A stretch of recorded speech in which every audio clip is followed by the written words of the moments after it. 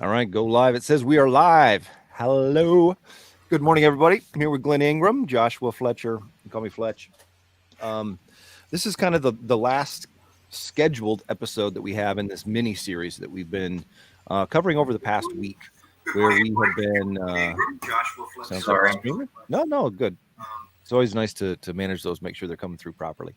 So this mini series, it's kind of one of the things that I wanted to do with this is to help other people see really a very proper, very correct way to go about growing your ability to get more clients, to grow your agency, to make your life and your business run better. And I know just kind of from personal experience that all too often a lot of people kind of come at learning search engine optimization, for instance, right? And it feels like what we need to do is to learn more and more SEO, when in actuality there's a reasonable likelihood you already know enough about SEO, but what you need in place are systems that let you connect with more clients, get in front of more people, get those prospects really kind of into your ability to connect with them and turn them into leads, and then from there get the closed sale, and then from there onboard them properly into your system of implementing whatever you're doing, right? Specifically with SEO is kind of what we've been talking about. We actually haven't been specifically talking about with SEO, but what we have been talking about is very applicable and appropriate for people who are running SEO, primarily agencies, right? And so I did talk about potentially running one bonus webinar to include in this group. We'll see how that goes, where I'll be talking about SEO, but not necessarily, I'm going to be talking about it from this specific angle, which is that the limiting factor you've got in all likelihood with your search engine optimization is the actual implementation of what you already know. What do you do to get the factors in place that create clear, strong signals for search engines to be able to rank your pages? So depending on how today it goes and kind of feedback that I get from other people, we may do that as a bonus, but this is the last scheduled webinar that we've got today, and we're going to be speaking specifically about onboarding new clients into your business, right, into your offer.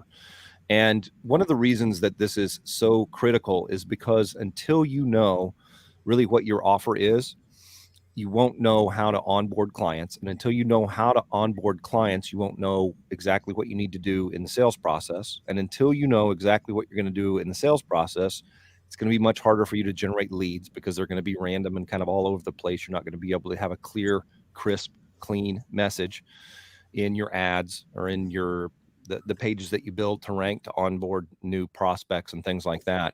And then the first video we had is really just talking about those elements, having systems in place that let you, I won't say completely dissolve these limiting factors, but move them outward, right? So that you have a lot more room to operate because you know that your sales system is going to be able to take care of 10 or 15 leads a week that you're bringing in, right? Or that your sales system isn't falling down so that you've got 10 or 15 leads every week and you're not really closing any deals, and follow up is kind of hit and miss sometimes here and there.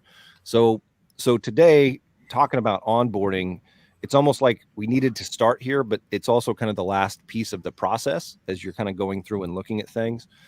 And I say the reason that we kind of need to start here is that until you know what you're going to be doing, I just kind of explained it, right, a little bit. Like, until you understand this piece as really something that needs to be systematized and standardized with each and every new client that you're bringing into your business, whether you're doing, white label SEO, whether you're doing regular straight up agency, whether you're doing consulting work, this piece needs to be in place to get the other pieces in place appropriately so they all fit together and they create an actual business that you can own, that doesn't own you, that you can work on, that you don't have to work in as much.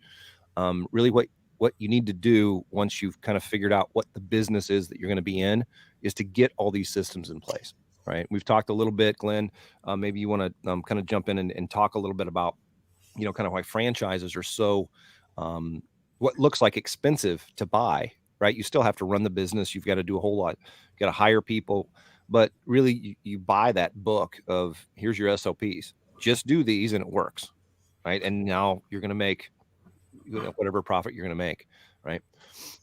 Yeah, I think that's what I think is one step that most of us as entrepreneurs have missed. We haven't had that person that says, here, sit down with me, look over my shoulder. Here's open up the books to say this is what you do day 1, day 2, day 3, and day 4. Typically, we'll go in and we'll learn maybe how to build websites. We'll learn how to do search engine optimization. We'll learn how to run ads on Google, or we'll learn how to run ads on Facebook. We learn little nuances of services that we can provide to customers, but we really don't have those standard SOPs, standard operating procedures, or a system that says, okay, when the customer says yes, I do this, this, and this down the road. That's the reason why when you walk into most 99% of Walmarts in the country, they're all laid out the same. They're making it easy for customers to come back and to spend money with them. That's why McDonald's has the same menu everywhere in the world.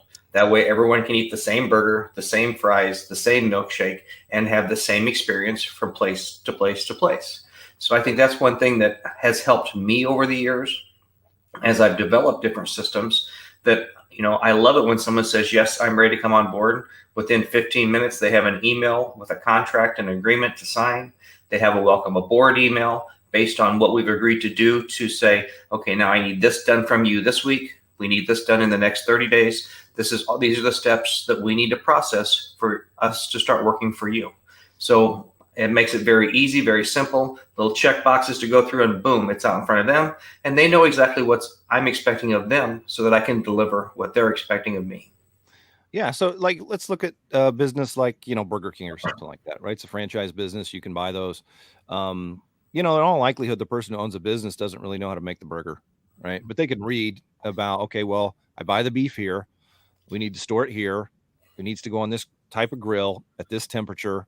The person who's running the grill needs to turn it after, 3.5 minutes.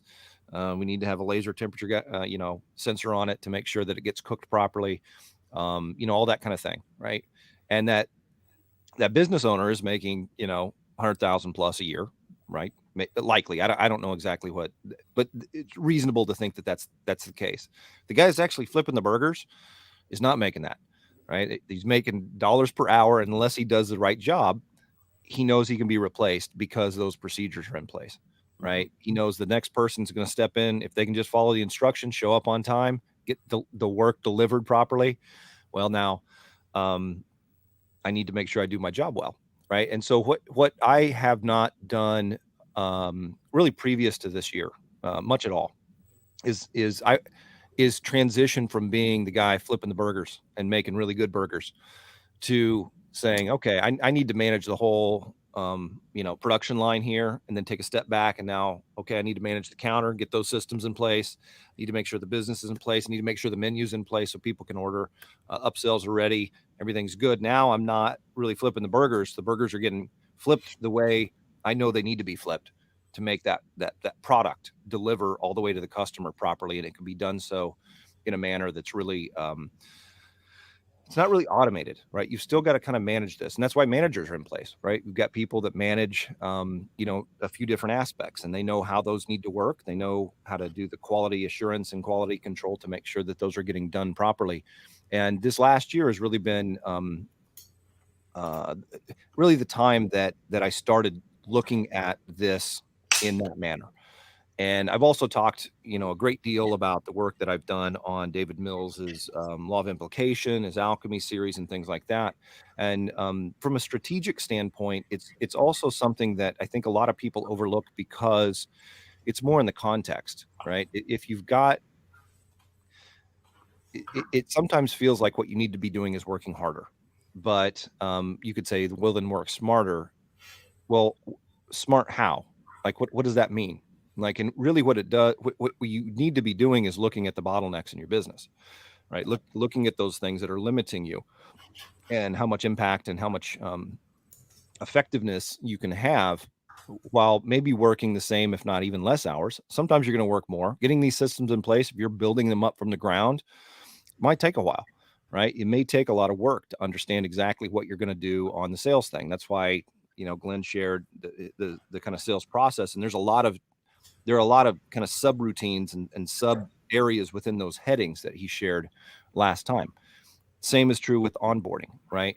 What we've got with what we do with Web Alley, and this mini series is to help people regardless, right? But it's also to help people specifically see why we built Web Alley the way we did, and be able to understand and interact with the processes and procedures that we've got in place on that business, right? With our offer there. So like our onboarding process right now is set up in forums, right? It's where it goes back and forth, and we get notified when things happen, but it goes to the developer team, and then that lets it get to the people we actually have that are building the websites and getting the on-site SEO put together properly, getting the schema put together properly.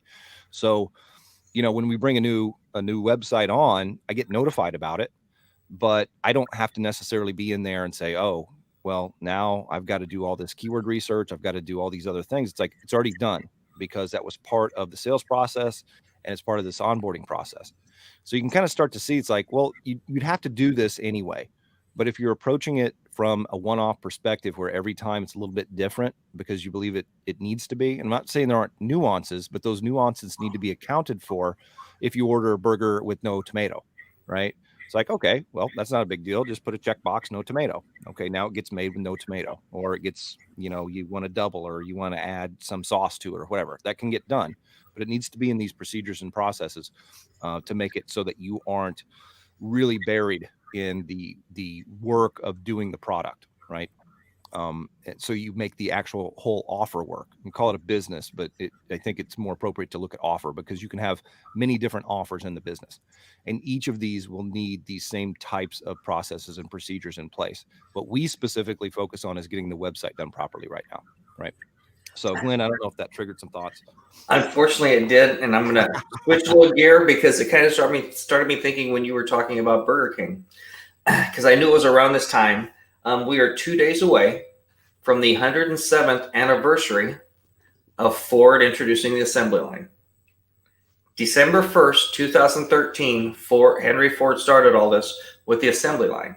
So that's where McDonald's comes with their process and all this stuff started from. So literally, if we can kind of envision, we bring on a new client that needs a website, that wants that search engine optimizations, things like this. We need to make sure that these processes are done. So as the website's coming down the assembly line, we have content from the client, we have images from the client. As it's done now and it goes on to the next step, that we're doing our first layer of building out directories for the client, starting to do influence and stuff like that, because we want to make sure that during our timeline of building this process, our service for the client, that it pops off the assembly line, if you will, on the top of Google saying, hey, here I am, I'm ready for you. So it's making sure that we can follow good old Mr. Henry Ford's systems that he started 107 years ago. Yeah, it's a beautiful way to look at it, right? And it's not that dissimilar from really what we're doing. No. We're making sure that, when we know one of these comes down the line, okay, it wants this kind of interior versus a different type of interior. It needs this option put in place versus this option put in place. And so like, I'm a mechanic, right? So I know cars. Like you can get a car that's stripped down, no options. Well, a lot of this stuff is already in place on the car. It just doesn't have that button, right? All the wiring's there. It's all done exactly the same way. It's just, do I want to pay $500 for this extra button? You can get it done after the fact. But all I'm getting at is that their process with these assembly lines is so precise and done in such a way that it is so standard that really all it is okay, I'm going to put this block on here, or I'm going to cap it off, right? I'm going to put these 4 toggle switches on it or cap it off. And that's it. Like, cause all the wiring's the same. There's a place for it. It's all taken care of the same way, right? What it was hard for me to get to the place of seeing was that a website could be the same thing, right? It seemed like there was always going to be too many things going on. What design do they want, right? How's the layout going to work? What menu, what items am I going to have in the div for the navigation menu, right? How am I going to get the content on each page? Where's the content come from? How am I going to mark that up? What H tags am I going to use? What anchor text am I going to use to link to other contextually relevant pages on my website or offsite with, the outbound authority links? Like, why is that important, right? Those are kind of some of the things that I'll talk about if we do the bonus session on SEO. But those are things that we have in our training so that we know that when a website rolls off the assembly line, so to speak, that it's what the customer ordered and it's going to work, right? And so that's really what you need to get to, right? If it's what the customer wants, you have to have known. So when a customer makes an order, right, they order a car. Well, the salesperson's going to say, okay, what options do you want? Okay, let's go through and make sure all those are dialed. At the end of that, they're going to recap and say, is this exactly what you need? Okay, cool. Right. So we have the same kind of processes put in place with how we do websites now, so that when the website gets built, it is what the client wants. From our perspective as kind of SEO, well, just call it experts, right? However you feel about that word, right? We're very proficient in knowing what signals, what things we need to put in place to create clear, strong signals, right? So that's that's where the value we get is. That's why we make the money we make versus what somebody gets paid to just put the content on the page, right? You really get paid as an entrepreneur for the systems you have in place. That's why if you have a really good trade that's kind of hard to learn, like search engine optimization, if you have systems in place, that really just kicks it up to the next level. You can make great money as a trade operator.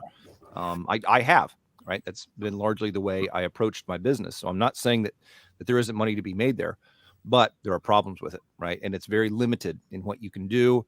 It's sometimes confusing. It makes you want to pull your hair out, and I've got plenty to pull on right now. So I don't want that to happen, right? It takes me a good 6 months to grow this much hair. So anyway, Glenn, like as we get into specifically what we're talking about today with onboarding, right? You've got some great processes that we use and that you use specifically in your agency, right? Your agency is kind of plugged into what we do with Web Alley as well, for onboarding those clients, right? And it's informed by the sales process. But once you get to the okay, cool, we got a yes. Okay, then what? What happens after yes? That's like everybody's driving to get that sale, but it may not be the right sale, right? They may be expecting they're going to get something that's different than what comes out the other end. And that's really why this onboarding process is so critical. Well, and we kind of touched on that a little bit last time in the sales process, because if you're not framing and creating an expectation for the client, then you're dealing with whatever they dream up in their head. So, and again, that's why I like, as soon as they say yes, I go into my resource for agreements, fill in like set 10 or 12 different spots for them. It's for the variables. 90% of the contract's the same in the agreement, but that goes out to them. And then I send them I call it a welcome aboard. You can say, because I was in the Navy Reserves and stuff like that as a teenager, I send out a welcome aboard email and saying, based on our conversation, Mr. Customer, I need this from you. So maybe it's, 20 pictures this week I need 50 pictures by the end of the month. So that, you kind of give them a schedule for their assembly line, if you will. I need this from you. I need access to this resource, that resource, the next resource. That way, everything is right there, fresh in front of them. And I think it kind of sets the tone, because they realize that from other people they've spoken with in the past, you are a little bit different, because out of the gate, this is exactly everything I need from you.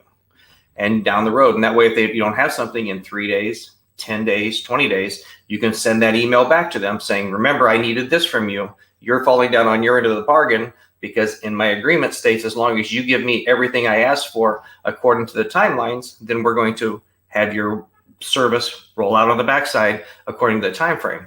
But if we have to wait for you, then our time frame gets adjusted.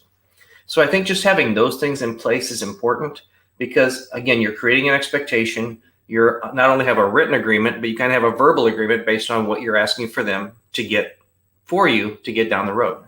Yeah. So here's one of the things that's going to come up. Inevitably, you're not going to be working only with clients who don't have a website. You're going to be working with clients who already have a website, and it needs to be addressed, right? You got to bring that vehicle into the shop and get it right, spick and span, ready to go back out again, so that they have what they want and need. But it might already be based on some of the stuff that they have in place, right? So that's another nuance, right? It's like like I used to read those like choose your own adventure books. And so you'd get to a place and it's like, oh, well, do you want to unlock the door or do you want to go down the hall? And if you want to unlock the door, well, then flip to page 78. And if you want to go down the hall, flip to page 118, right? So it's kind of like that, right? You can have a logic tree, so to speak, right? I already have a website. Okay. I already have a domain name. Great. Okay, cool. Do you have Google My Business set up? right? Do you have a YouTube channel? Do you have your online presence put together? Okay. No, yes, whatever it might be. Right. But what each of those do then is they open up more questions that need to be asked about the nature of, okay, is your website right now representing what services you provide? Like, what services do you provide? Okay. So you go through that. And then my experience is you kind of need to start asking that a couple times, right? Okay. So tell me, I'll speak from direct experience because I know energy efficient home improvement very well, right? So there are a lot of people in the industry who will say, oh, we do insulation. And I'll say, okay, great. Commercial, residential, industrial, almost all residential. Okay. Residential insulation, attic insulation only. No. We can do walls and we can, dig down in the footings and insulate um, the uh, the slab as well, right? Or your footings or whatever you got. Okay, great. So then circling back around, attic insulation. Do you what types of attic insulation do you work with? Only fiberglass bats, or do you? And then it's like, okay, yes, we do that. We also do blown cellulose. We do blown fiberglass. We do spray foam insulation. And then I can ask, okay, well, do you also remove old insulation? If somebody's got some old insulation that might have asbestos in it or some other, stuff that they don't want up there, can you take care of that? Oh yeah, we can do that too. So it might just seem like those questions, you've got to kind of have some experience with the industry you're working with. Like that really helps because I can rattle those off really quickly because I did it for so long, right? But if you stop at saying insulation, you're now going after one keyword and you're going to have trouble building out enough good content around that single keyword. I would say trouble. It's not really going to be trouble, but you're going to be so much more efficient if you can have those elements in place for somebody that already knows they're looking specifically for insulation removal and blown cellulose insulation in their attic up to an R38 or whatever it might be, right? There are going to be a lot of searches that come through search engines about specific things because that person who is out there looking for information may already be, very close to the end on deciding who to work with. They may know exactly what they want already. That may change after they talk to the person, right? The business that you're working with. But if you don't help them rank for those things, they're going to miss that traffic, or it's going to be harder for you to get that traffic. I say hard, it's going to be more expensive. You're going to have to do a lot more with links, right? And so what we like to do is to really flesh out the content on site to make our links that much more effective. And through this process, you can really determine and weed out exactly what content needs to be put in place. And then our processes on the back end make sure that it's put in place in the right way so that it works with search engines, what you need to do there. Yeah, because in my experience, 99% of the time, at least 90% of the time, whoever built a website didn't understand on-page elements. So when in our experience in our past, when we would go in and we were trying to do SEO for something we didn't build, it took longer. We had to fight and argue to get things added to the page, to get things to be built right. And I understand not everyone's at this part with their agency, but when you get to that point and you get to be old and crabby like some of us, it's kind of nice just to have a policy. I don't SEO anything I don't build. I don't build anything I don't host, because I got tired of wasting time with inferior hosting systems and companies, sites that just you had to, it would take you 10, 15, 20, 30 days just to get them to give you the right type of access so you can put schema on it and things like that. So I just made it simple. If you want to work with us, not everyone's the right client for us. We're not the right company for everyone out there, but we have a system. When we follow our system, everything works out well on the backside. So it just makes it better and for a less adversarial relationship. So when you have that system in place, that's why we kind of talked a little bit about what do we do when they bring them on board. As you kind of mentioned before with systems, and I was hard-headed. I'm hard-headed every day. But I was hard-headed. Like when are you not? And for the first 5, 6, 7 years that we had a company, I was limited by my time and my space on what I could do because nobody could do SEO. I was going to do everything proper and perfect for the client until a conversation came up a couple years ago when I wasn't bringing on some of the clients that we had in the past. And I thought, you know what, let me take a look at this. And inevitably, my hard-headedness got out of the way. And in 3 hours, I had a complete process put down in PowerPoint for any SEO client from the time the website's done, making sure your on-page is built right, all the way out to delivery. And that covers probably 90-95% of what we have to do. Occasionally someone's got to take a look at it and maybe get a couple more links, switch a couple things around. But when you have systems in place, it's very kind of freeing, if you will, because now all of a sudden I don't have to worry about this as much anymore. I can have anybody along the line follow this process just like they do with the car, the burger, or whatnot. SEO is no different than web design, stuff like that. If you can put the systems in place, anyone can follow them. Yeah. And so one of the things you talked about, we've talked about it in other, you've mentioned it before, but like being able to go from like having it all in your head and being the person who's like responsible for doing it to getting it into that PowerPoint. Right. And so it's like, well, like, why is a PowerPoint important? Like, it's like, well, because then you can show the client all the stuff that you need to do, right? You won't know how to onboard and what you're going to even need to do until you've got it laid out nice and clear for them. So what that then does is it impacts and influences your sales process massively, which then impacts and influences your prospecting and lead generation massively. So, I had one other comment. It'll come to me in a second if it doesn't in the next few moments here. But, with that, you really need to start consider like, are you just trying to sell with effort, right? Are you really trying to just push hard? Or are you really just waiting for a yes, right? And the only people that you're getting are the people who are already going to buy anyway. Well, if that's the case, you're still going to need a process, right? You still need to make sure that they get taken care of the right way, or you're going to lose them. They're going to churn faster. They're not going to have the expectations of what, that are set more properly, like, because expectations are just, they part and parcel with signing up for a new service, right? Like, what am I actually going to get? What this also massively does, and it came to me what I was thinking about, is it helps you be distinctive in your marketplace, right? Because there are still going to be people who are starting new businesses who don't know about SEO and never worked with an SEO agency, right? And that's going to happen because people grow up and start businesses. But there are fewer and fewer people who have not at least been called and pitched SEO. So how are you going to be different, right? The business owner, this is something that David Mills said a long time ago. It's not going to necessarily be about an SEO agency, like being able to find one who can actually get you rankings. It's going to be about choosing which one to work with. And, there's obviously 10 results on the first page for every search phrase. So those are all people who claim to be able to do what you do.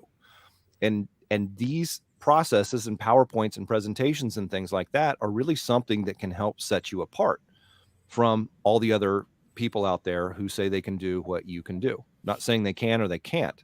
What I'm saying is you need to make it apparent to your client why you are different and how easy it's going to be to work with you, right? You meet my terms, I'll meet your conditions, kind of thing, right? So we also think about, like, how do websites get built, right? I built a whole lot of them. I don't claim to be a designer. So a business owner builds his own, right, on Squarespace or some other platform where it makes it look easy to go in and make a website that's pretty to a user. Somebody's cousin says they can handle it for them. Business owner does it themselves, or they get a designer to do this, right? And a web designer, web developer are typically going to be, each of those is very different, right? But neither one of them are necessarily going to understand the systems that, the things that need to be in place on each and every page on the website to make sure that there's a clear, strong signal to search engines to be able to rank their content. A lot of times I've seen websites, I'm like, ooh, this thing is beautiful. I go look at search traffic, nothing. I mean, like zero. And I look a few different places, Ahrefs, SEMrush, whatever, right? And those are kind of proxies, but I go look at what they're trying to rank for, and they're nowhere to be found. And so it's like, okay, I got a website that I thought, so the business owner then is like, well, wait, I paid a lot of money because I like this design, but they hadn't worked with someone consultatively in such a manner where that person helped them understand that this, like, you've got a great metaphor question, right? Do you want a brochure, right? Or do you want a salesman out there working 24/7, 365? Like, those are different kinds of websites. If you just want something simple and it's a brochure, great.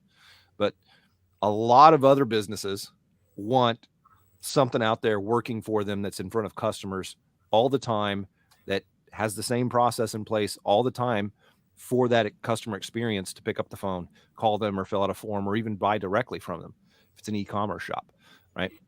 And so that's one of the reasons why, like Glenn talked about, I don't SEO sites I didn't build. I don't build sites that I don't host, right? Because there are problems with each and every one of those. If you don't control access to being able to get into the server, somebody else might be getting in there and monkeying around with stuff and messing something up that took a lot of forethought to get the right things in place, where they just thought, oh, well, I'm going to change my hours of operation, right? But then that doesn't match up with Google My Business. Now Google My Business has a potential conflict, and they're going to automatically change it because it's not what reflects onto your website, and a bunch of different things, right? There's stuff that if you haven't thought about all of these pieces, can cause problems, right? And I don't know if that triggered something. I have something else floating around in my brain, but it's not on my tongue yet. So, well, it did remind me of something I was thinking about earlier today. You know what? I know how to sew. I learned how to sew a little bit when I was young. But if I cut my arm open, I probably need to go to a doctor and have them do stitches. I can argue fairly well. But if I get in trouble, I probably need to hire a defense attorney to go to court for me.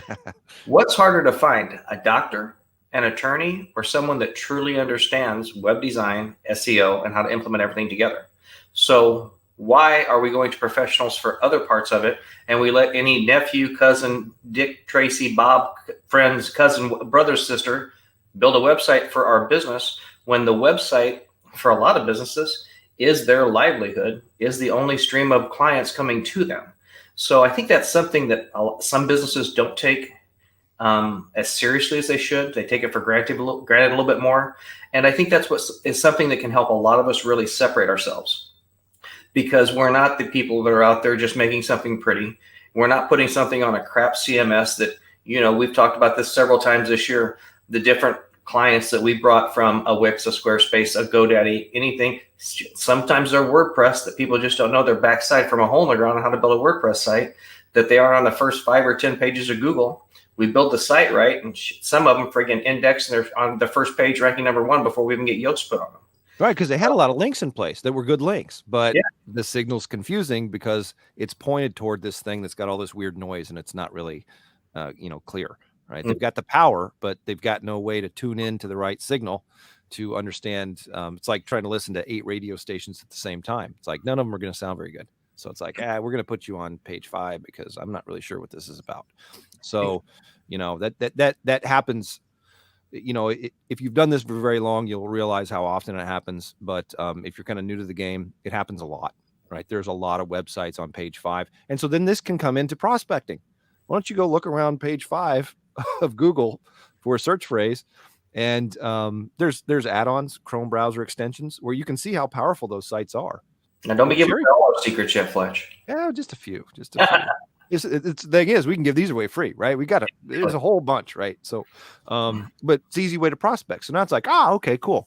Now, if I had all these processes in place, I can kind of go cherry pick these people and do SEO for them, like proper SEO. Everything's going to work. Everything's good, but your like out-of-pocket expense to get them the same results is going to be less because they've already got some things in place that are very helpful, right? And so, there's a bunch of different ways to do this. We did a whole different series on some of these prospecting methods where you can go to big directory sites and find people who are already spending money, right? They already kind of, in some way, understand that there is value to be had by getting traffic to their website and getting some sales from it.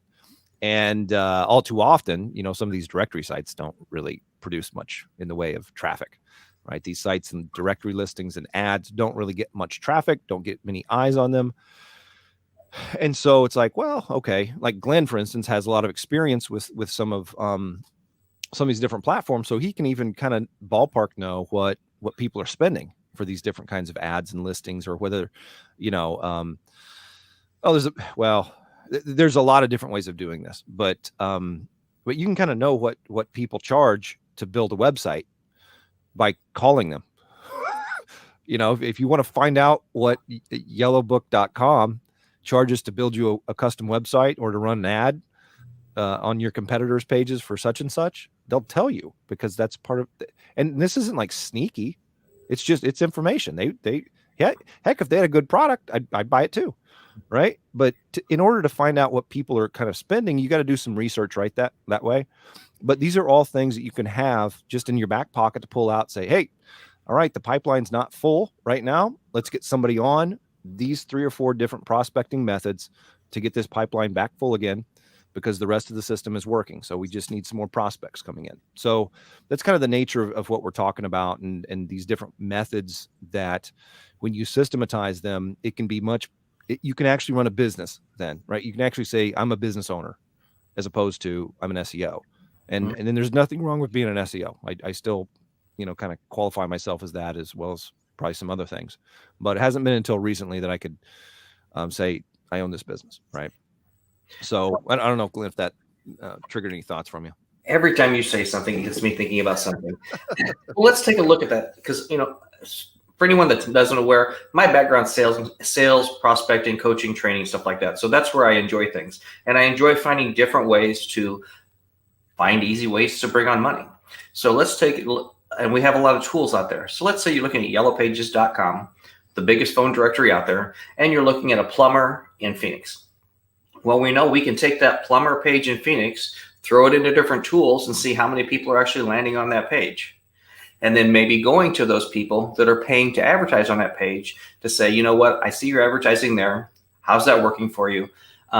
It's always good to ask them the question. That way you're kind of testing the water, so you don't automatically just poo-poo on their parade if they love what they're doing. Right. Because even if they're happy with that, saying, well, you know what, if you like that, and there's 30, 40, 50 people a month going to look at that page, would you like it if I could help put your image, your persona, your profile on Google, where there's 300, 400 people a day going to look at it? So it's taking something that they like, they think is working pretty good for them, and showing them how you can have another solution that's going to work better for them. And like you mentioned, they're already spending money. Guys, I've been working in marketing advertising for 20 years. Trust me when I tell you, it's always easier to get someone to change where they're spending their money, or to add a little bit to it, than to convince someone that's never spent money to spend money on it for the first time.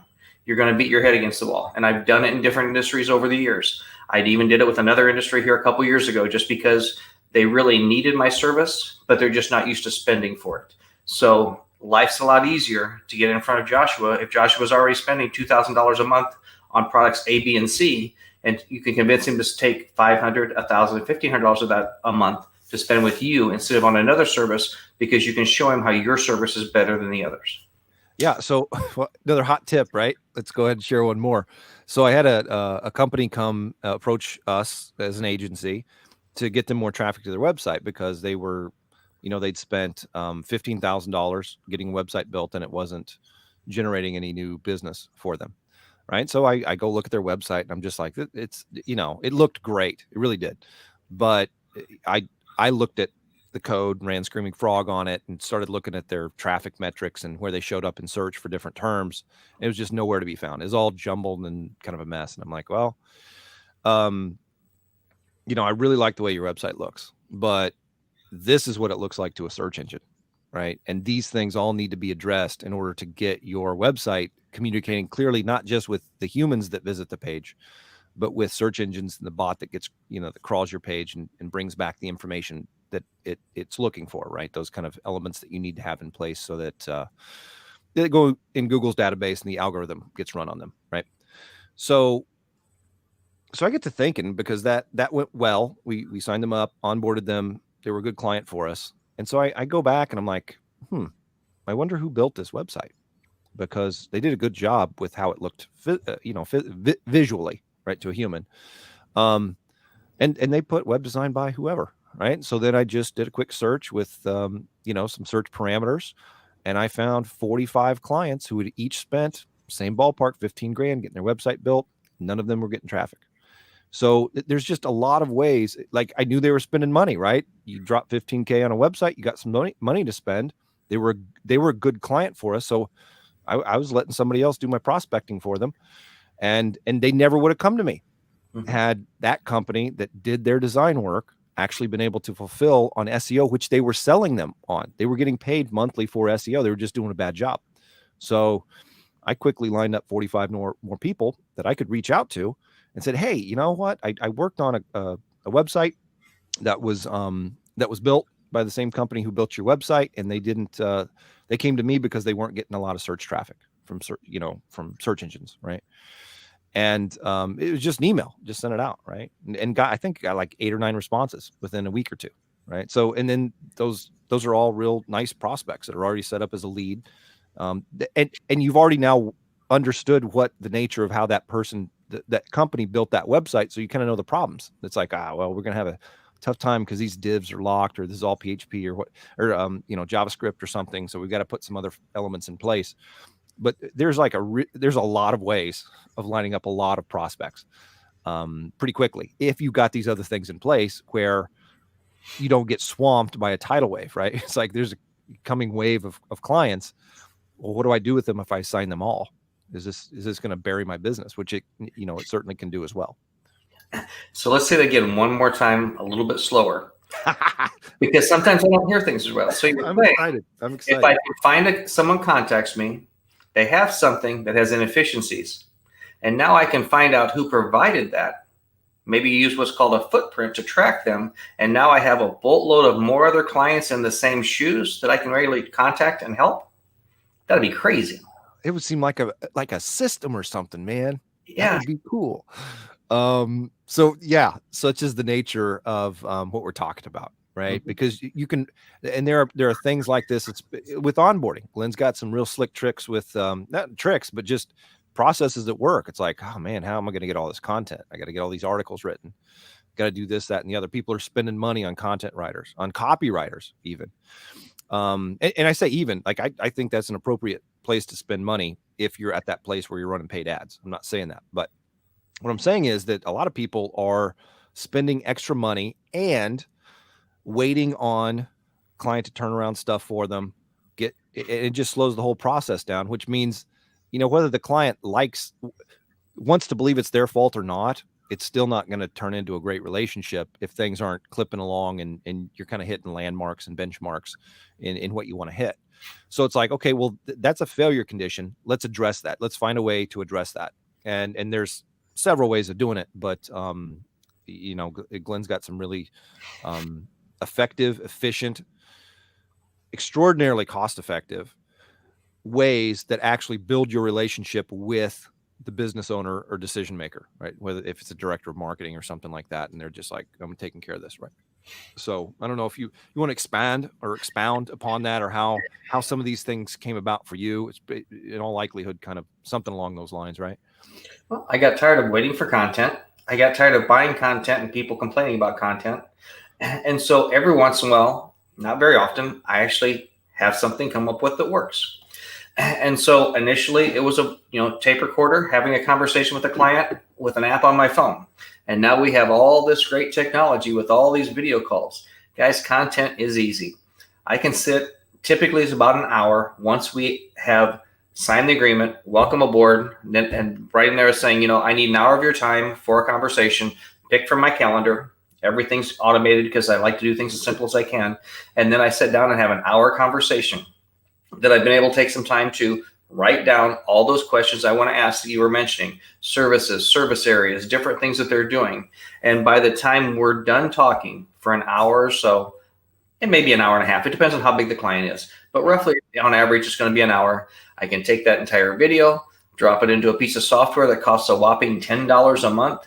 And an hour later, I have a complete transcription of the entire conversation. I can start plugging all this content anywhere I need in the website. If you go through frequently asked questions, you have your FAQs done. I mean, literally just having a conversation back and forth between you and I for about an hour gives me all the content I need for every website I build. Yeah. And then when the customer says, oh my gosh, you wrote this page and it's like I wrote it myself. Well, you did, Mr. Customer. It was part of the interview. That's what we were doing. And they'll go, oh, that makes sense now. Right. And so then it's like, well, how would that conversation not work? It's like, well, if you don't know the right questions. Mm-hmm. So you've got to come in with the right questions. And so you need to have prepared. But once you've got those questions came then from the sales process, mm-hmm. from the lead generation piece, where you start to build out your understanding of who this business is, this client is, and what they need. So now I'm like, you show up at that call, which is the onboarding call, which is after you got paid, with a very straightforward procedure for getting the content necessary to populate the website, so that you've got, it's done at that point. It's quick, right? It's a hour and a half call. Those transcription services for an hour and a half call, they turn that stuff in an hour generally. And there's a bunch you can use. Like, obviously there's 3 that I use for different types of things. But this was something that I began realizing I could do a while ago, but I didn't really have a great process for it. And it wasn't about onboarding, but I've done tons and tons of videos. Right. And so I was still having to go in and, type away to create written content on a lot of my pages. So it's like, well, YouTube transcribes a lot of stuff. You can go grab some of that from them. You're going to have to edit it. Right. So I choose to pay for a transcription service because it's usually a lot closer to actually what gets said. And then the editing is really, and so editing, it's like, throw it in Grammarly, right? Now you've got the punctuation necessary. You might have to do a little bit of nuance to get that thing ready to go on the web. Right. And then from there, it's like, okay, well, now how am I going to pull out the anchor text for a contextual anchor that I want to rank or link to other pages with? How am I going to figure out my H tags? Where am I going to drop an image? What's that image going to be? Right. You talked about FAQs, huge opportunity for a lot of people to not just rank for more better terms, but really improve their conversion rate as well. Right. When you start to get in the client's head almost, or that visitor's head, because, oh, this is a common question that gets asked. How long is it going to take for you to vacuum all the insulation out of my attic and put new insulation in? Okay, well, that's an easy to answer question, right? And that becomes FAQs that go on either all pages, or you've got an FAQ, a devoted FAQ page, or you got it on your homepage, or whatever it might be, unique to the way you may want to do it. But those are all things that like fairly radically improve the amount of search traffic you're going to get and increase conversion. And it's all done by the client. Like you said, the client oftentimes says, hey, it's almost like I wrote this myself. Yes, you did. We mined your knowledge and we turned it into a system so that you've now got a salesperson properly trained on the internet that's working for you all the time. And because we host it, it's never not working, right? It's never not giving the wrong messages or leaving at 3 p.m. instead of 5 p.m. and missing all these calls late in the day. Well, and when you do that, when a client lands on their site and then calls that business owner, it's a lot more congruent because the verbiage on there is similar to the way they're going to talk, similar vernaculars. So it just makes the sales process work a lot smoother for them, in my opinion. Fletch, we have a question here from Armando. Sure. Armando. And he just asked a question, do I still do cold calling? Do I still do prospecting? It's kind of like a drug, Armando. I have to do it occasionally. I don't do it near as much as I used to. But yeah, I still love going door to door when I have a second. I'll still probably I'd say at least once or twice a month. And I'll just take a couple hours and start making some cold phone calls just because I enjoy that stuff. I have fun with it. And, if I can take and spend 2 or 3 hours on a phone and make 2 or 3 or 4 or 5 appointments, and I can record some of those, then I can share those with you guys, and you can see some of the things that I'm doing, and just know that not only are we talking the talk, we're also walking the walk. Yeah, and one of the other things that comes from that, right? Like, I enjoy prospecting a lot. I really like digging into businesses and seeing where their inefficiencies are from my perspective, especially with search engine stuff, and like every time I talk to somebody new, I'm not just learning about them. I'm also learning about myself, right? And being able to properly convey what I know and how it can help them. So, I was kind of shy. I said I still think I probably am, to whatever degree I am, right? We're all whatever we are, right? But when you start to realize that it's like, oh man, I've really got an opportunity to help people here, right? You become a lot less averse to making that call. And then when you get those systems honed on what you're going to say on a call to try to set an appointment, you're not stumbling over words or wondering how I'm going to do this. Or if they say, no, I'm not interested right now. Okay, great. You know what to say then, right? Can you refer me to somebody who is, or you know what, I really see an opportunity here for us to work together. Would you mind me contacting you again in a month, or whatever it might be, right?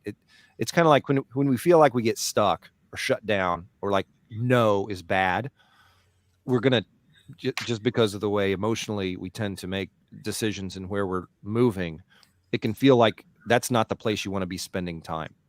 But as you get these things in place where you realize how important it is, it becomes much easier, right? And from my own personal experience and the experience of a lot of people, when you start to realize that this is something important, I recommend doing it yourself, right? But there are systems that you can just say, hey, go through this manual. These work. I'm willing to pay you this much money for these results.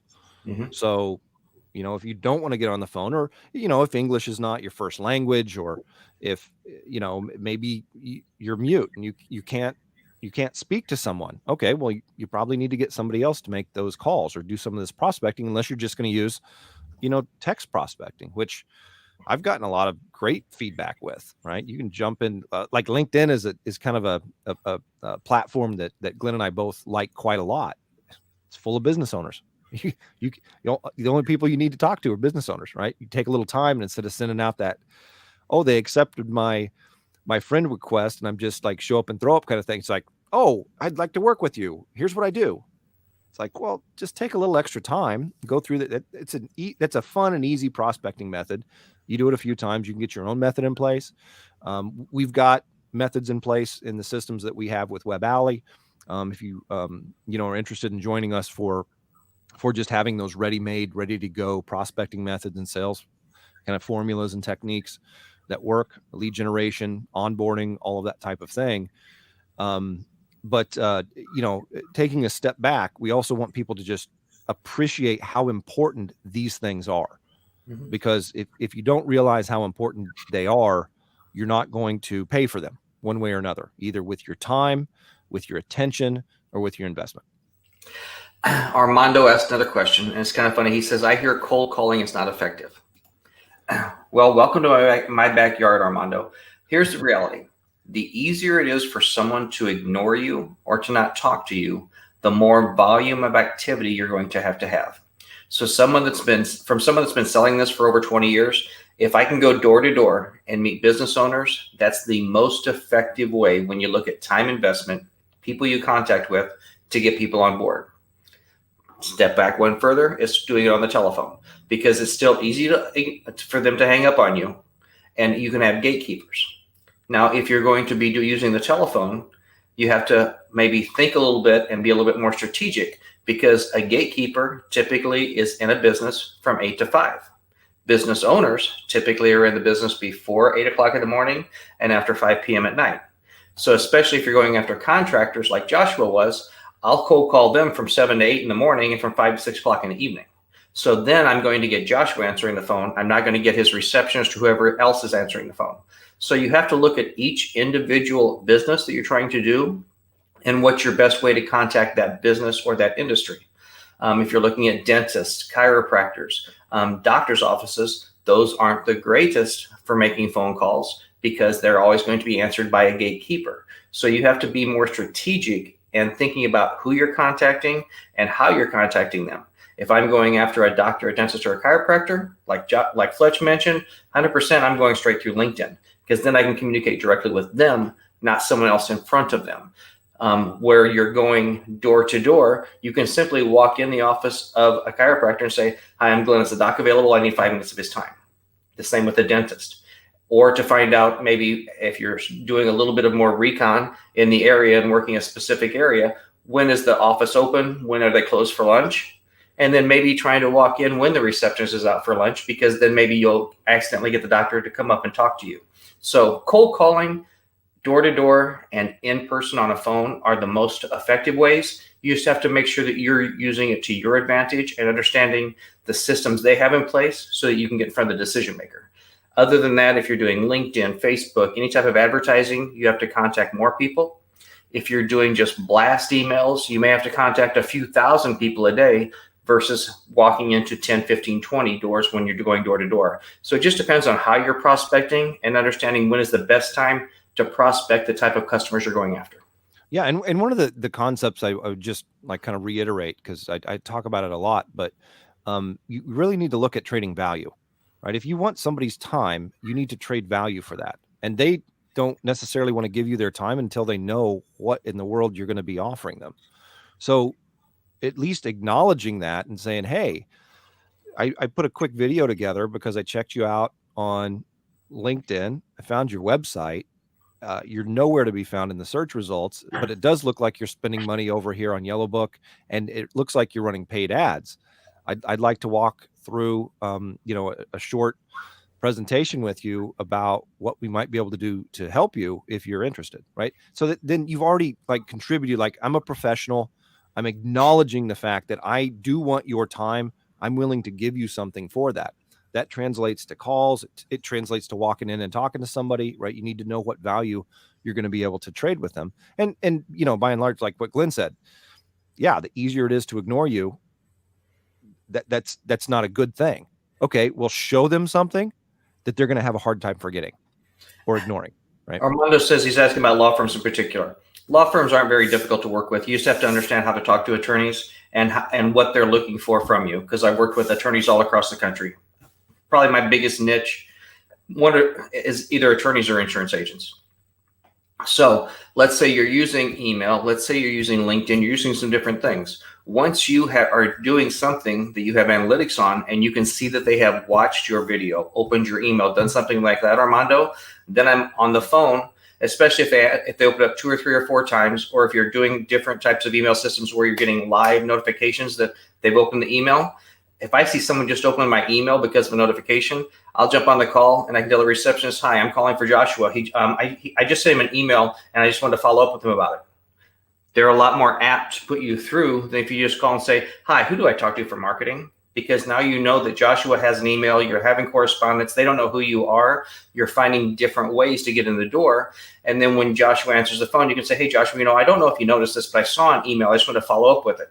I can't tell you how many times they've said, oh, I'm just looking at the email now. Oh, really? Well, do you have any questions? Can I help you with that? Because I know they just opened the damn email because I'm tracking everything they do. Yeah.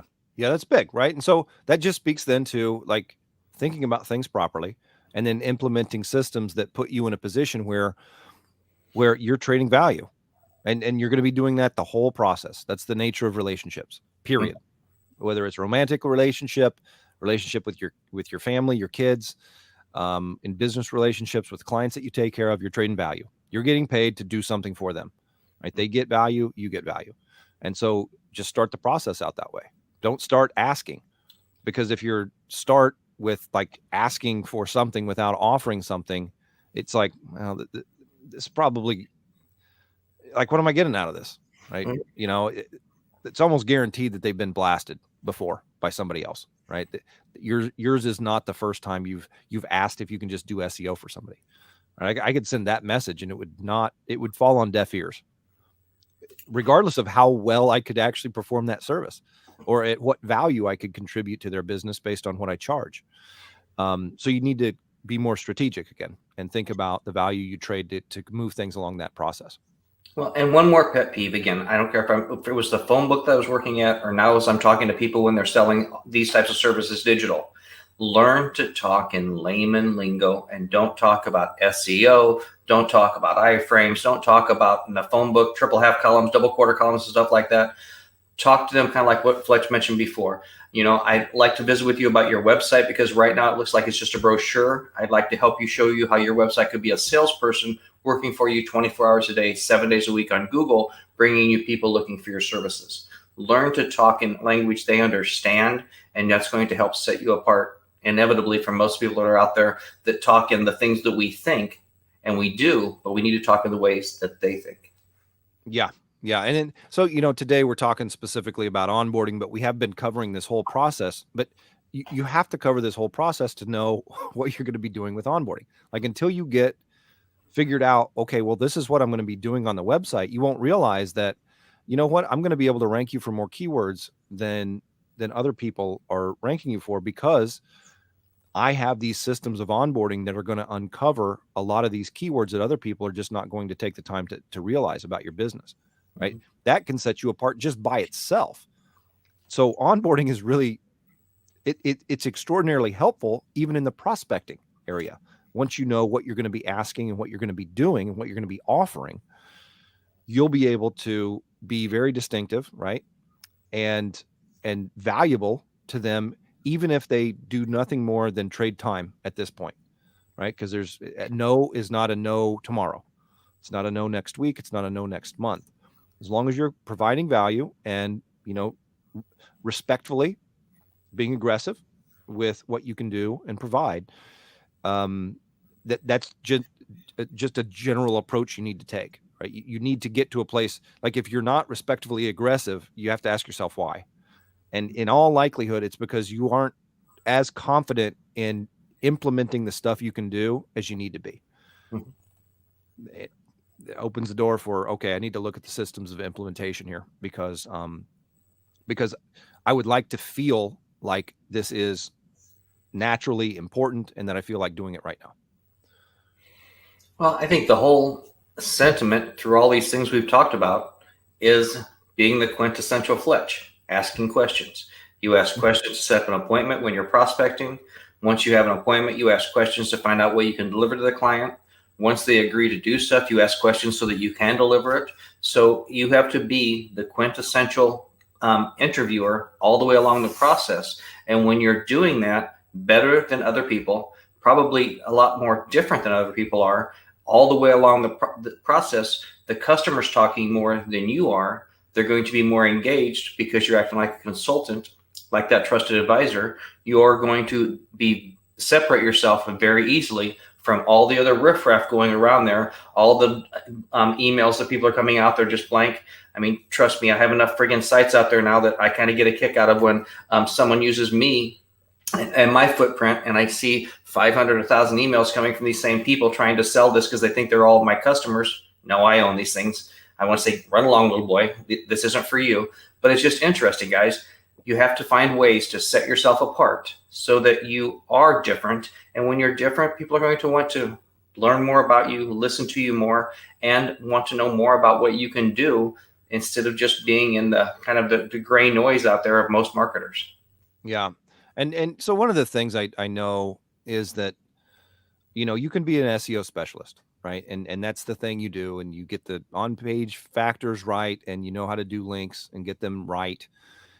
And that business can have a website that's hosted crappy, and it's not going to get they're not going to get the benefit from that they would if the hosting was up all the time and was quick, right? If they've got a website with all the on-page factors in place, it's not mobile responsive.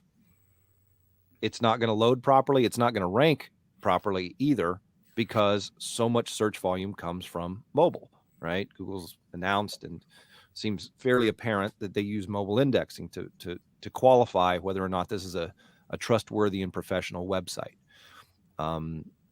Terms and conditions, privacy policy, like these are all things that a business can fall down on. And so what we did was really look at, okay, if we want to build websites properly, what do they have to have in place, right?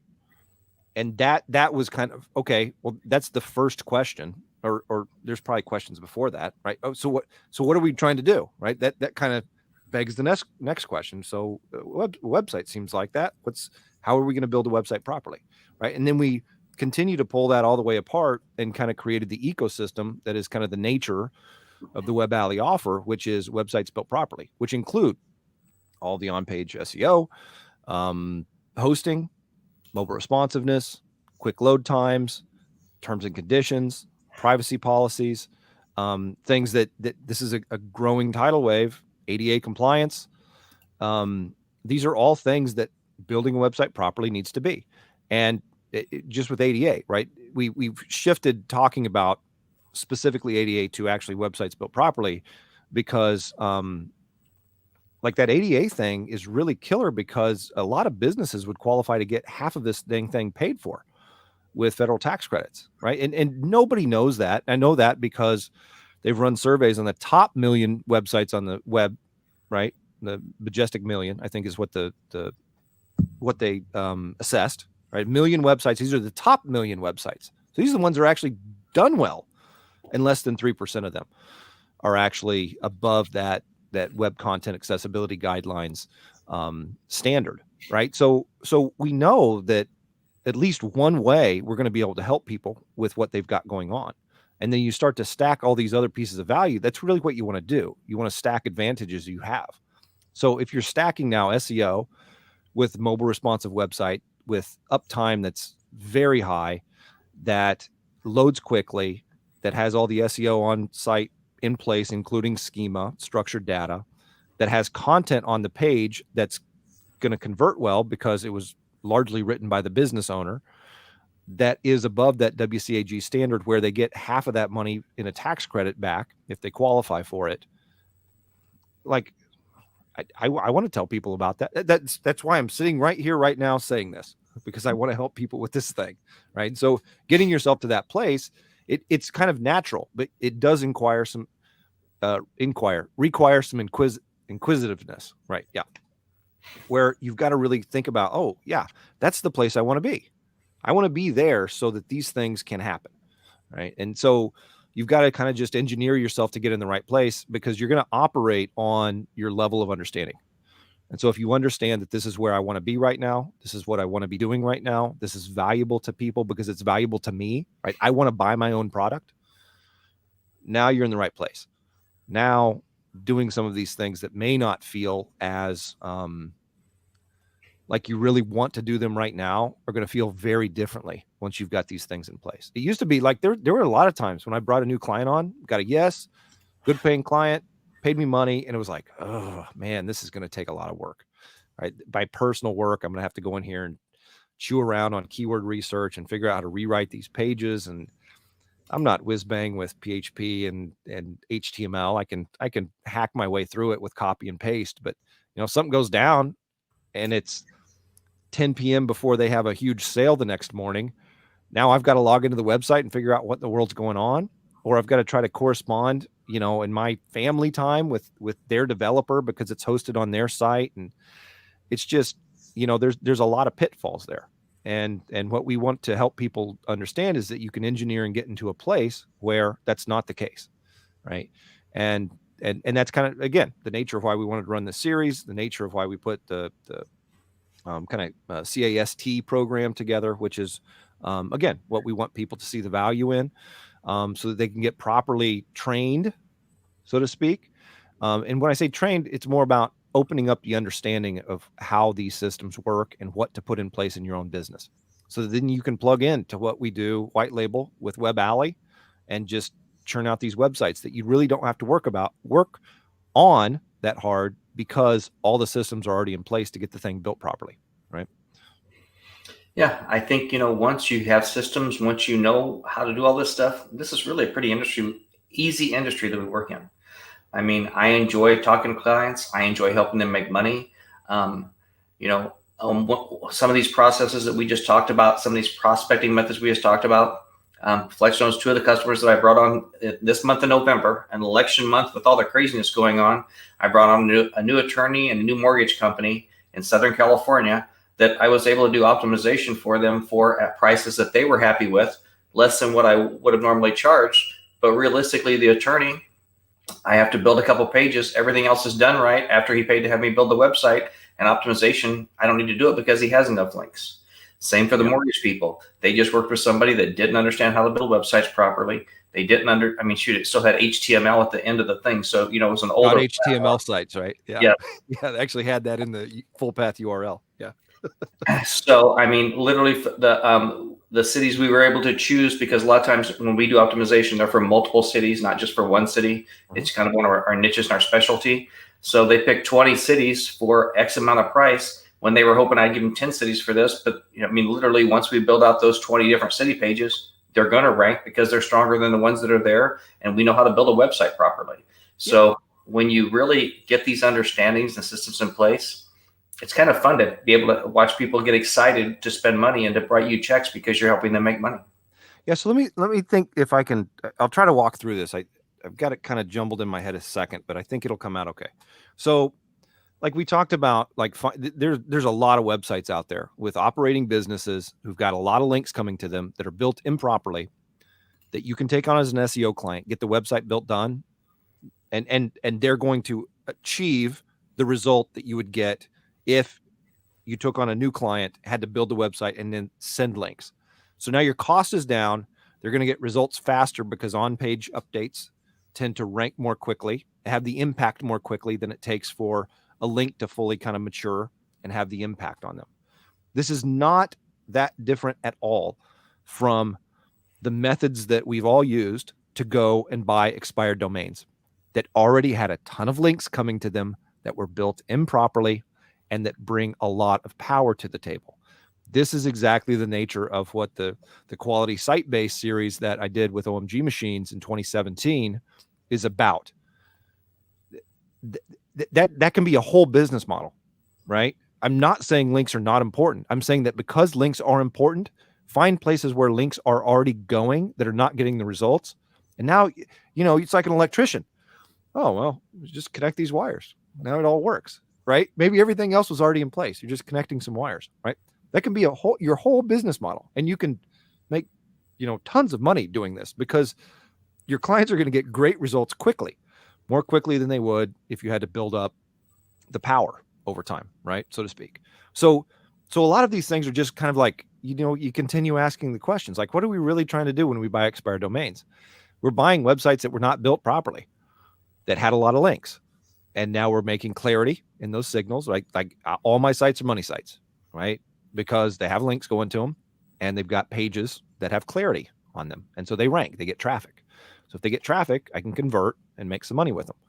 So now I've taken an expense typically in my business and turned it into a profit center that also then, if I need some more links, I can go there, write some new content, get a new link coming over, and voila. I don't have to necessarily go out and get links the same way I used to. I still do that, right? I've got a lot of resources available to get new links from. And I maintain those relationships, and they are gold because you're going to need them from time to time, especially if you're not really niched down and you already have enough power in your network. But you can start to prospect in a similar manner to what we did with expired domains. And it's some of those tools that we use to find those expired domains that like if you know Ahrefs, you can figure out how many links are going to a page, right? Or going to a website. So you just, some of these browser plugins with Chrome, you can just run them on there. And now I've got some really powerful pages, really powerful websites on page 5. I'm going to contact them. And that can be an iterative process. You can say, I want to stay in this niche. I want to go search for all these things. And this is who I'm going to contact first. You don't have to, but it's one way to do it. And for people who know SEO, I was trying to drag across the fact that you already understand a lot of this stuff, right? At least one method of prospecting that's going to be very effective for you if you actually implement it. And then why would I implement it? Well, because I don't necessarily know if I can get that website done and turned. It's like, oh, okay, well, if I had that process, well, that's what we do, right? That's why we built the business we built, because we wanted to be able to help you go do your prospecting and then get those clients lined up, and you can plug into our system of actually getting those websites done so that you get quicker results than you would typically get with SEO. We call it SEO version 2.0, right? I don't care. It doesn't sound bad, right? But well, and it's kind of like the med spa that we brought on right when this stuff started, February, March. They had like 300 or 400 clicks come to their website when you looked at analytics and stuff like that. We built the website out, and before we even put a link to it, within that first 60 days, we were up to 2,500 clicks coming in a month. So, I mean, literally, there's a lot of different ways to skin an apple and to look like a hero and to do these things. What's Helmet?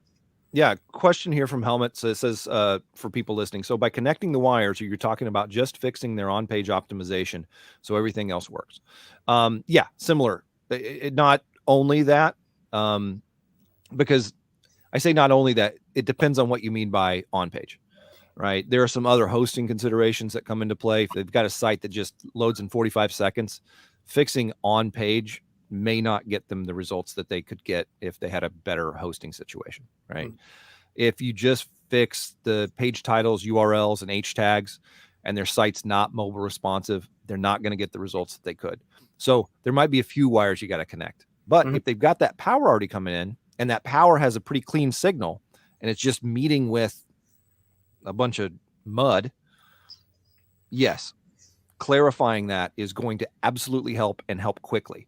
there still might be some things you need to do, which is kind of in the nature of why we do kind of the ecosystem approach to this thing, which is to make sure that there aren't any, if they've already got that situation in place, there then are not failure conditions for them to rank quickly and get powerful results. And that's only one of the methods, right? That was just one that came to me live to actually just kind of put together, right? There's a lot of different ways of doing this prospecting and stuff. So, well, and in a simple answer, step one, yes. And a complicated answer, there's probably 100 things you have to do to go through and do that. Because again, most websites aren't built right. So A, are the pages built right? B, is it built outright vertically as well as horizontally? Do you have interlinking to make everything kind of work out right there? In a holistic answer, the first step is that, but then, you have to go through and take a look at different things. As I mentioned, I do a lot of work in an insurance niche, that these insurance agents have 2 URLs, and inevitably their GMBs aren't built right to hook into both the URLs. So you have to look at all of their realm of entities and make sure everything is coordinated so that all vectors are moving in one direction, not in 50 directions. Yeah. Helmut says thanks. Awesome, man. Sure. We've talked about entities, and that's one of the reasons I was going to maybe run another bonus on SEO, because it's an important factor. Like we're looking at vectors and signals. So when I started doing lead generation, I had EcoBuilt Group, EcoBuilt Contractor was my website names that I had, and they were generating leads that as if I was the person providing the service, because when I began those companies, I was.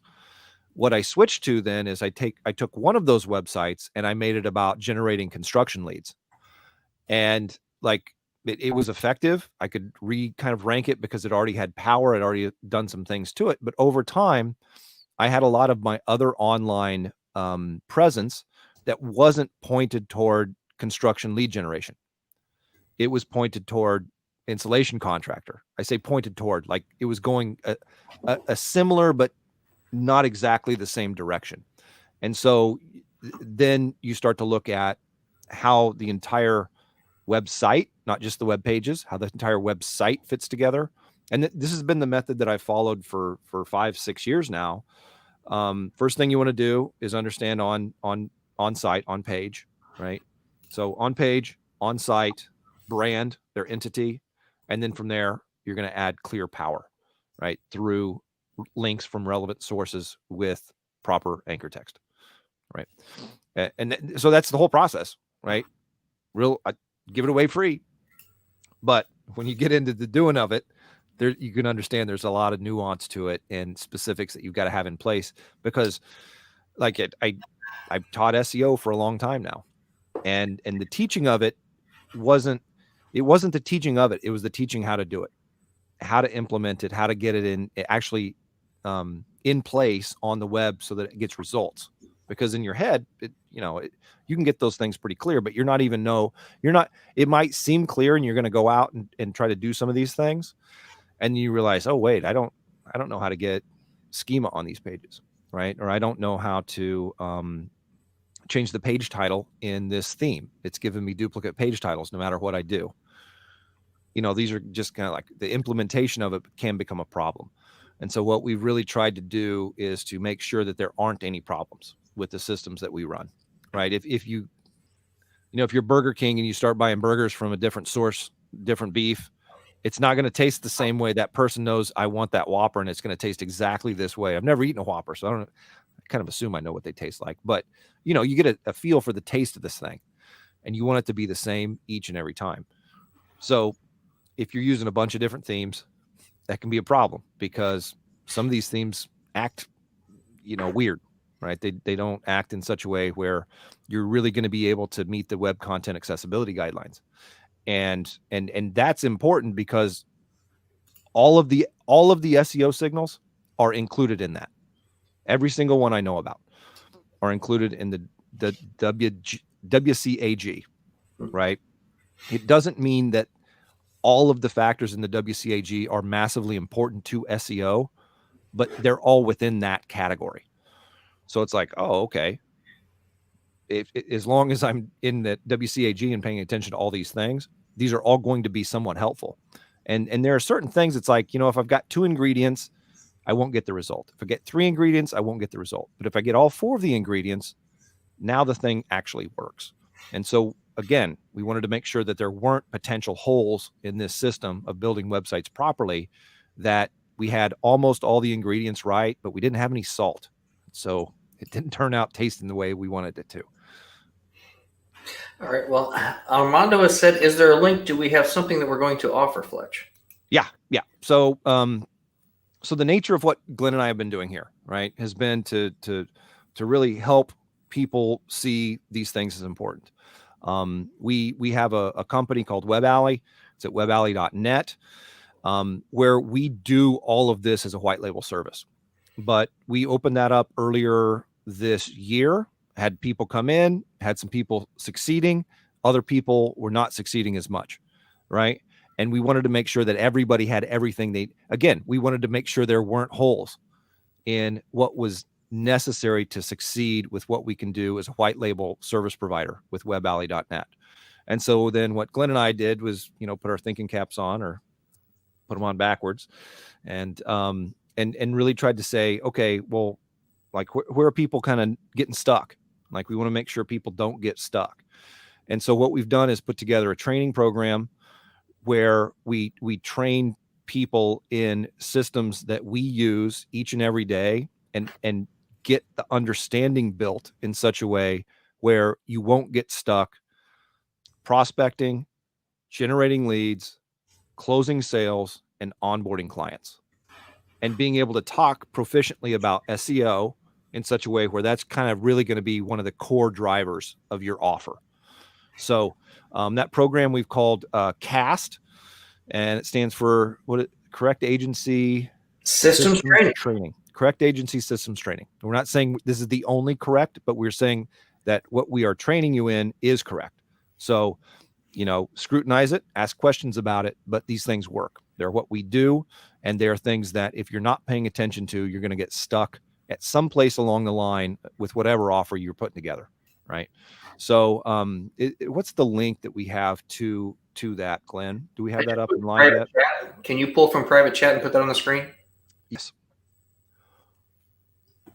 Let me see where. Did you text it, or did you send it in StreamYard? Or StreamYard. If you look over there, you have private chat and comments. I put it in the private chat. All right, I'll grab this and get it in a well, yeah, let's put it over to our page, and I'll put it over there. That way, maybe it'll come through on the other one. Hey-o. Look at this. Multiple ways to have different systems. There are reasons to have more than one monitor at times. Let me grab a text document for people who are watching and may not be able to access chat. If they've got a mobile browser, they'll be able to see it. So I'm just going to paste this, get it to a size where people can actually see it. And before anyone says anything about the picture, yes, you are talking to 2 guys from Missouri that like to fish, and I know that I could catch more fish with more hooks in the water. So that's where the image comes from. Oh, we got a trot line running with some jugs on them. I'm ready to go down to Haskins Ford and go after some white bass again. Okay.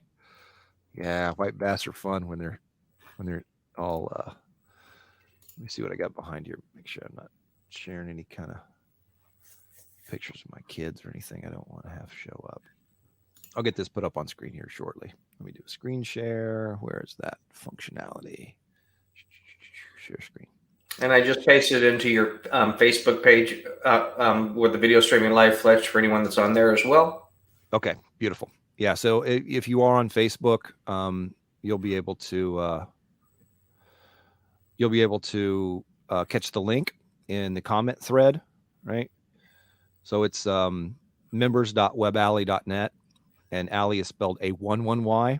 That is not a typo. A11y.net/courses/cast. WebAlley, 11. There are 11 characters between the A and the Y in the word accessibility. So it's a shorthand way to write out accessibility. It's kind of where we started, And one of the things that was a hole in most people's buckets who built websites that we wanted to make sure that we plugged, right? So they could carry more water and get more water to their crops, to feed themselves, feed others, all that kind of good farming stuff. So we're mixing metaphors with farming and fishing and all sorts of other deals there. So hopefully you guys can see that then on the video. I'll drop the screen share. If you've got any questions, I'll also, if you're on YouTube, I will circle back around and drop this as a comment on the YouTube video. So you can just scroll down and check out the comments there. I'll also probably put it in the description of this video as well as the other ones that we do. So should be back to like videos within videos within videos now. I think people are probably seeing this. So, if we've got any further questions, be happy to field them and answer them for people. If you would like to catch another video on SEO systems, I'd be happy to kind of offer that as a bonus, because it really is a driving factor of that's limiting you. If you understand SEO to the point where it's valuable and you're not getting results with it, you need to look at having systems in place, because not having systems of implementation in place is going to limit you.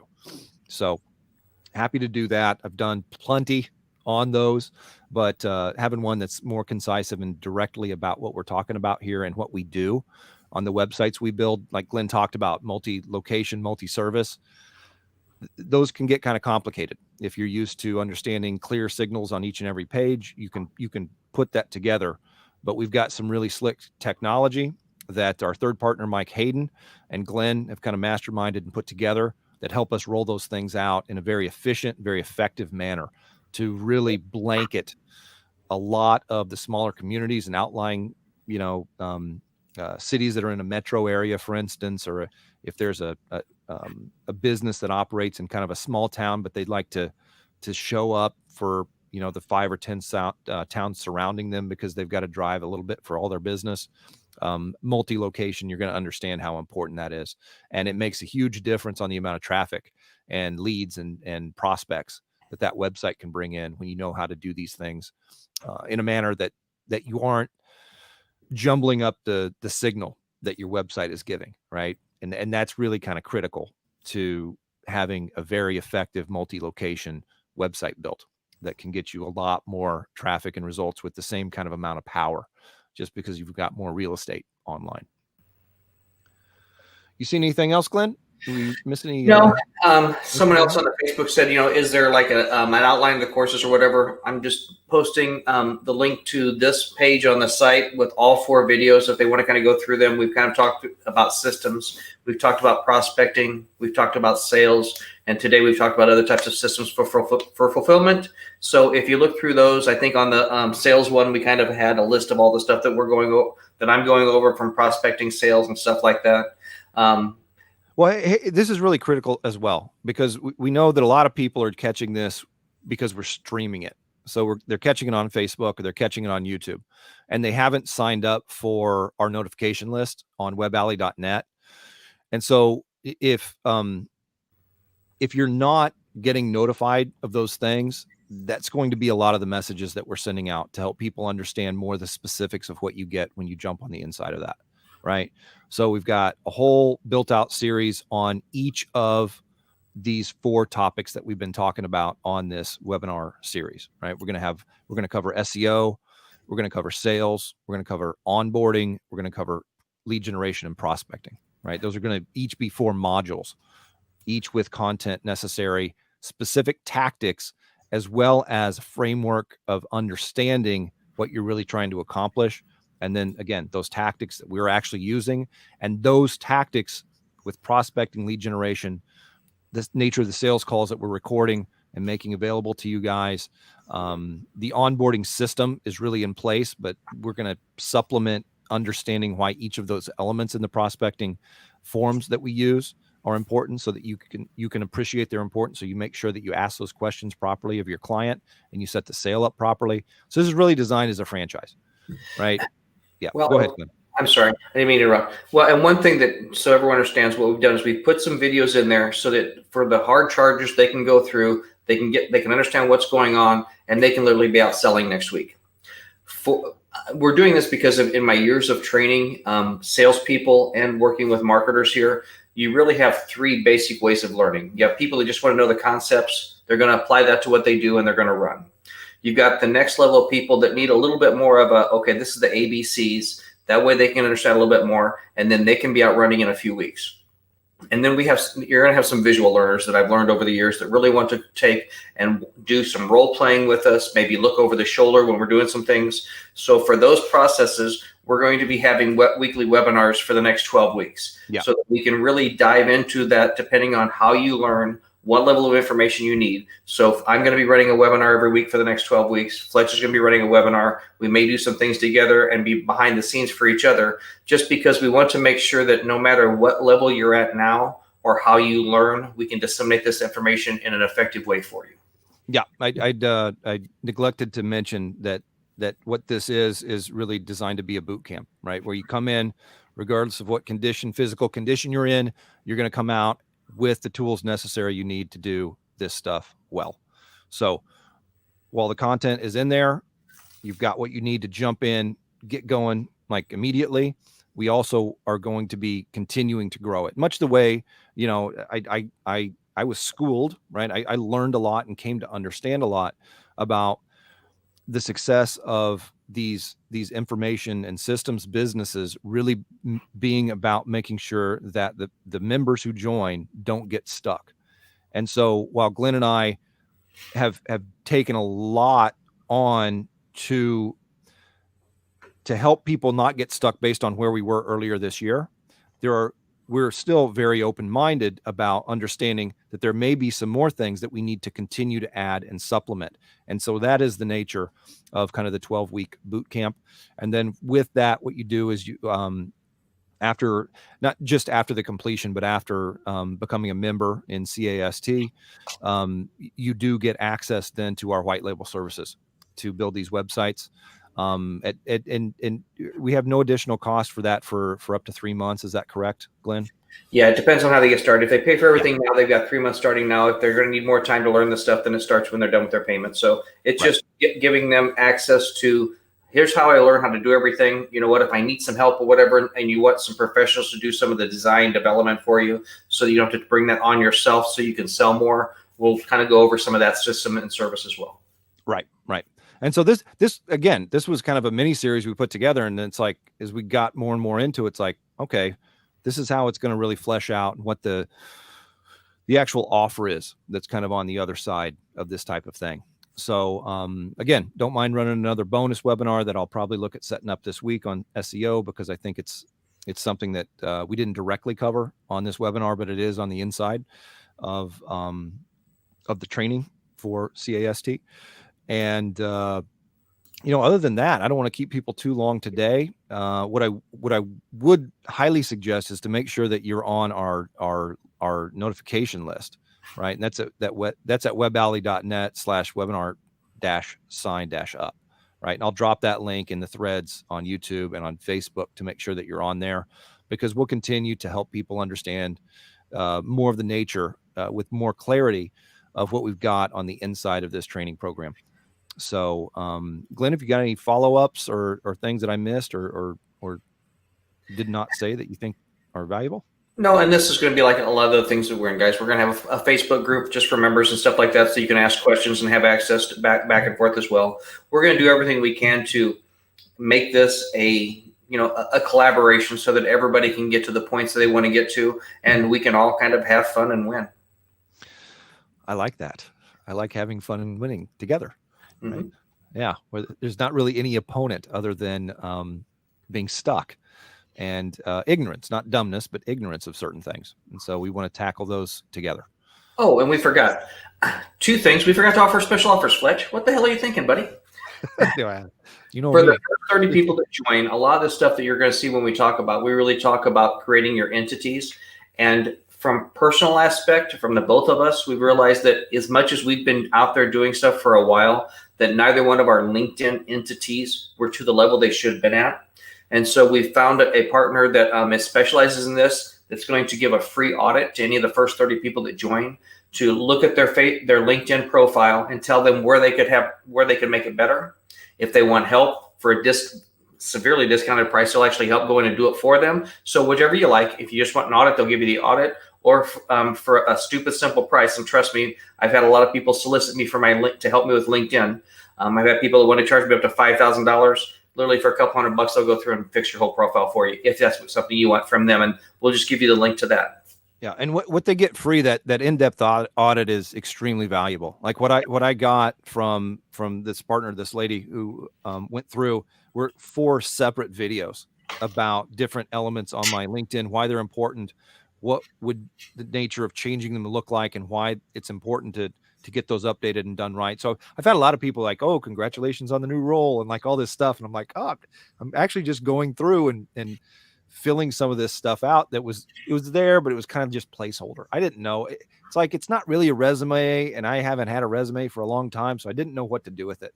And so that's a really a generous offer to have such comprehensive information about how to win bigger on LinkedIn. And as we talked about, a lot of the training and prospecting stuff that we've got is going to be talking about how to leverage LinkedIn in this training that we're offering. And for those same people, I had a thing I released through a friend of mine over in the UK this week that really helps people get a simple way in the door for Google Maps that no one knows about. It's something that kind of comes from my background as far as ADA compliance and stuff like that. So you only have about 7 million businesses between Florida, California, and New York that I'm going to share that training in there as well for the first 30 people there, just so they can get a little quick way in the door to make a couple $100 to help people fix their GMB pictures, help protect the customers from being sued. And now you have someone that spent money with you that now you can start trying to increase them and offer different services and products to. Yeah. So this is essentially a different offer that you're going to be able to understand completely and be able to offer that in a comprehensive manner, get your foot in the door, get a low, I say low paying. It's going to, well, we know what we can charge to fix people's GMB, right? You can charge a decent amount of money, but that starting a relationship with somebody is huge. So being able to get in the door and help them specifically with an element of their business that's important, that's going to move the needle for them, and is really a massive hole in the bucket for a lot of people, as Glenn kind of alluded to with images. There's some, my mind has been kind of blown, so to speak, with it's not massive in the way that like SEO is massive yet, but this is as pervasive as search engine optimization is, with some of these more technical but very simple things that you can do to help people fix their Google My Business right now. Yeah. So we're excited to help anybody that's ready to come on board. It's going to be a fun journey. We're definitely going to put 2020 to bed where it belongs. Hey, yeah. Kill the damn thing, something like that. But 2021 is going to be a fun, exciting year, guys. There's a lot of changes coming with Google. We're going to go through, get into this stuff a little bit more in depth in some of the training around the first of the year. But when you see where Google's changing, everything they're doing, what they're talking about from their algorithm change, I think it's going to be bigger than what we saw with mobile first indexing that they released 3 years ago. They implemented 2.5 years ago. They're releasing more things that they're changing now that they're going to implement this spring. It's going to be a fun and exciting year. And if you're not along with these, there's going to be a lot of people in our industry that aren't going to be very happy this summer when they start losing rankings. So it's going to affect rankings, and it's going to affect businesses' abilities to retain clients if they are not taking care of them in these manners, right? Mm-hmm. Because other people are going to, people that join us, right, or other people who know about this and have all their own systems in place, are going to be able to snag clients pretty easily, because it's going to be more and more important, and it's not the easiest thing to get all these things in place. So we're anxious to share that with you and help you see it more clearly. Awesome. Right on, Glenn. Hey, man. I like the let's put 2020 to bed. Let's bring in the new year with a bang, right? Yeah, we may have to start now to bed, but we're putting it to bed. Yeah, right, exactly. All right, great. Glenn, thank you so much for sharing so much on this series and in the training that you put together for this CAST program. Thank everyone else for sharing some time with us. Hopefully we've really delivered on value, and that can help you understand the nature of what we want to bring you and help you become more aware of and take advantage of as far as what you can do with your online marketing agency. So until next time, guys, take care. And make sure you jump on that list so we can let you know if we run that that bonus webinar where you'll be able to catch that, because I probably am not going to stream that live to Facebook. There's some of the stuff in there that I don't want everybody else having, right? So it's going to be a little more private. Get on that list though, and it'll be free to watch that as well. So if you're doing SEO, this is not going to be streaming live to Facebook or YouTube. If you want to catch that, I'm happy to offer it to you. And it's the kind of culmination of 7.5 years of working in the trenches of building an SEO agency. So yeah, jump on that list, and we'll see you on that video or on the Inside and Cast. You guys take care. All right. Talk soon. Bye. Bye.